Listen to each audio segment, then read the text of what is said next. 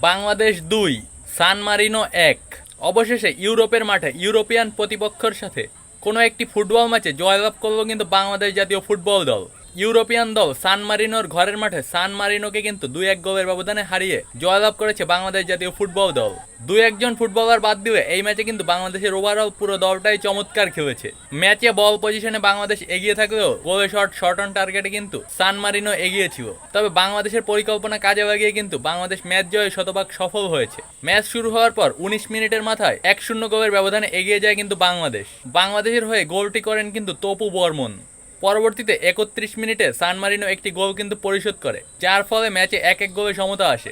প্রথম হাফের ১-১ গোলের সমতা নিয়ে বিরতিতে যায় কিন্তু দুই দল। বিরতি থেকে ফিরে বাংলাদেশ কিন্তু যথেষ্ট গোছানো ফুটবল খেলতে থাকে। ফলস্বরূপ ম্যাচের শেষ দিকে ৮৬ মিনিটে তপু বর্মনের আরও একটি অসাধারণ গোলের ফলে ইউরোপের মাঠে ২-১ গোলের জয় নিয়ে মাঠ ছাড়ে কিন্তু বাংলাদেশ।